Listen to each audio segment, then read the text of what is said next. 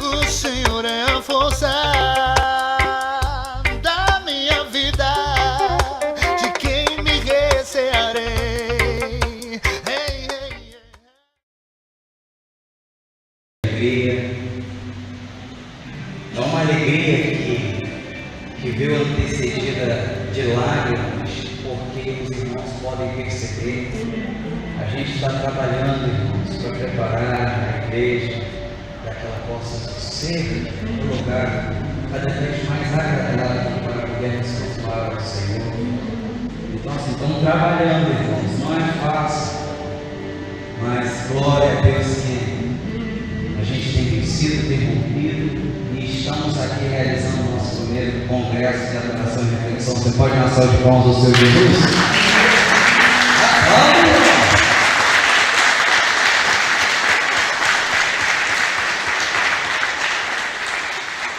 Acredito que ainda tem alguns irmãos para chegar, porque dia de semana é complicado mesmo, mas a gente já está ciente que tem alguns irmãos que ainda estão chegando. Outros que saíram comigo aqui, irmãos, e ficaram comigo até umas 7h40, a gente preparando, sabe, o local. Então, sim, glória a Deus, porque podemos dizer, Ebenezer, até Ele nos ajudou, Senhor. Eu gostaria de convidar você para ficar de pé.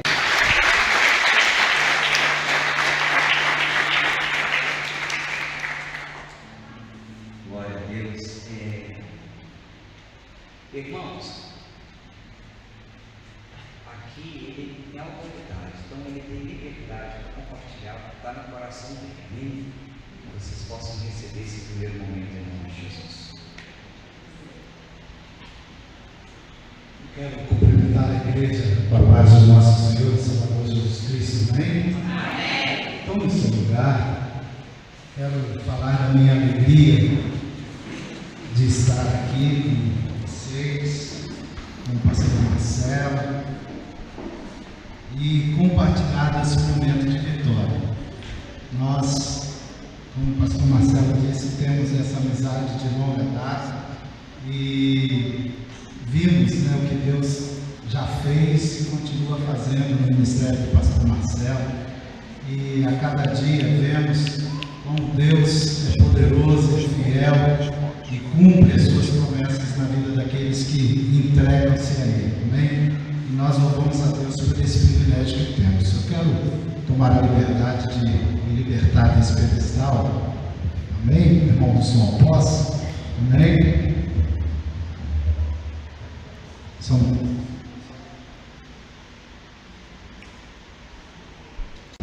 Eu quero te convidar a refletir um pouco comigo nesta noite. O pastor Marcelo me pediu que trouxesse uma reflexão sobre o tema que nós estaremos trabalhando nesse final de semana, entrando no reino e adorando em espírito.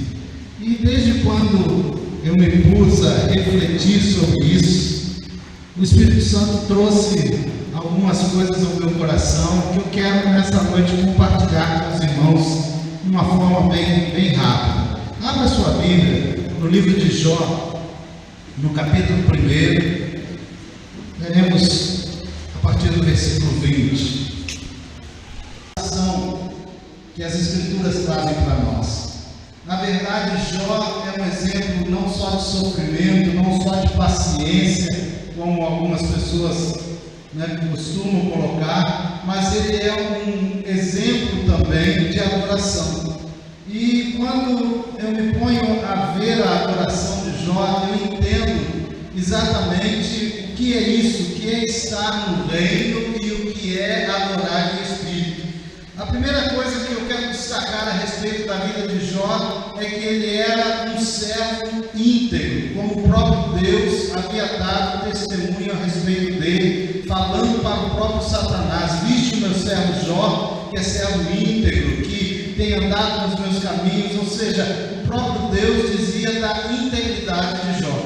E além disso, nós vamos ver na história, nós vamos ver no decorrer do livro a postura dele diante de tudo que ele sofreu, diante de tudo que ele passou. Vemos como realmente um homem de Deus, um homem que tinha experiências em servir ao seu Deus.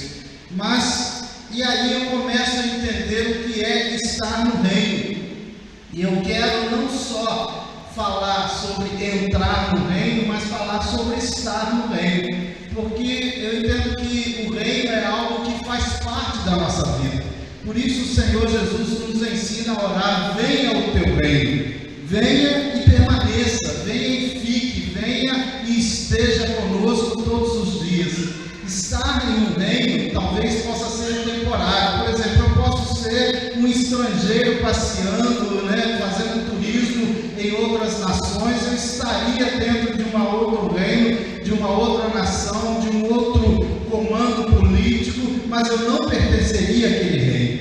Agora, pertencer ao reino significa ter compromisso com esse reino, significa obedecer às leis desse reino, significa ter uma herança dentro desse reino, significa ter um histórico, uma vivência dentro desse reino. E é isso que nós precisamos entender. Estar no reino de Deus é algo que faz parte da nossa vida. Eu não posso entender como entrar no reino no momento em que eu começo a sentir a profusão do Espírito Santo, ou no momento em que eu entro pelas portas da igreja, ou no momento em que eu faço uma oração e o Espírito Santo toca em meu coração e gera em mim emoções. Na verdade, isso aí são consequências da vida no reino. Mas eu estou no reino independente das circunstâncias, se vão bem, se vão mal. Eu faço parte desse reino, independente do meu estado emocional. Eu preciso entender que eu sou cidadão de um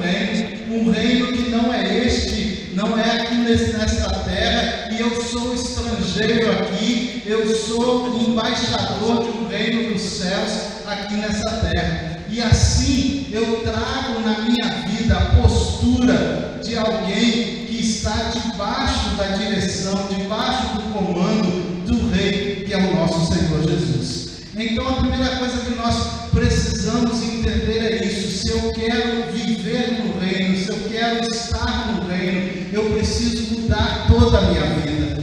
Estar no reino, entrar no reino, não é simplesmente um momento, mas é uma decisão, uma escolha que vai influenciar toda a minha vida. Se algum dia eu pensar em sair do reino, se algum dia eu pensar em me distanciar do reino para depois voltar, isso significa que eu estou colocando em risco a minha saúde espiritual, estou colocando em risco o meu relacionamento com Deus. Por quê? Porque eu vou estar, na verdade, saindo do domínio, do centro da vontade dele, saindo da cobertura, do comando dele sobre a minha vida. Então, entrar no reino, permanecer no reino, é estar como Jó estava, em posição do próprio Deus, dizer: esse aí me pertence, esse aí me conhece, esse aí anda segundo os meus mandamentos, segundo as minhas orientações. E Jó passa por um teste permitido pelo próprio Deus. Ele começa a perder tudo que ele tem, perde todos os seus bens, perde todas as suas riquezas e por fim perde os seus 10 filhos. Os 10 filhos morrem de uma só vez. Em um só dia ele recebe a notícia, uma após a outra, de que tudo que ele tinha havia se perdido, inclusive os seus 10 filhos.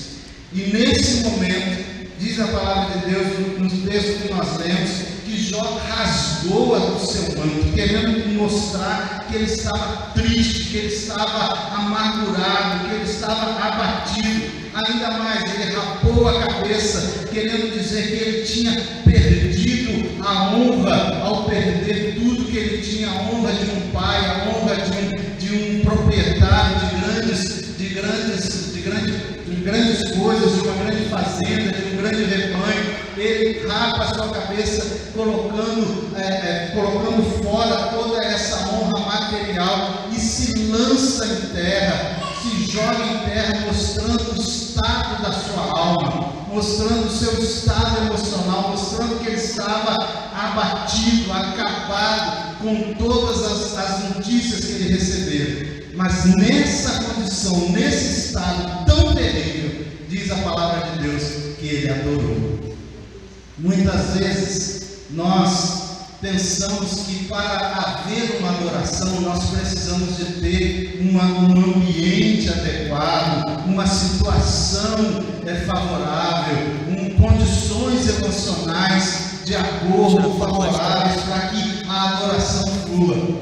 Mas eu quero te dizer, meu irmão, que a melhor adoração ela acontece justamente nos momentos de maior dor, nos momentos de maior sofrimento. Quando você toma a atitude correta diante da dor, diante do sofrimento e escolhe reconhecer a sua dor, reconhecer que está fraco, reconhecer que não é nada diante da situação que está vivendo e depende do seu Deus. E aí você se lança aos pés dele e oferece a sua vida em adoração.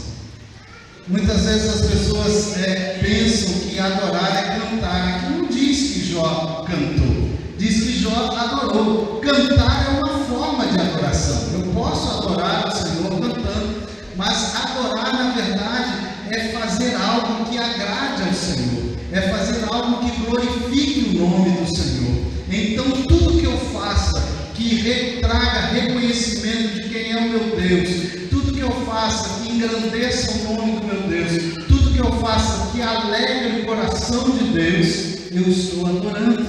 E nesse momento eu acredito que aquela postura de Jó, apesar de provavelmente estar coberto de lágrimas, provavelmente estar com o coração partido, com uma dor tremenda no seu peito, com a alma abatida, aquela atitude dele agradou o coração do Pai, porque a palavra diz que ele adorou. Então, meu irmão, adorar em espírito significa isso. A palavra de Deus nos mostra que nós somos formados por 3 partes: corpo, alma e espírito. Nesse momento, a alma de Jó, que são as emoções, que são os pensamentos, as vontades, estava destruída, mas ele não adorou com a alma, ele adorou com o espírito.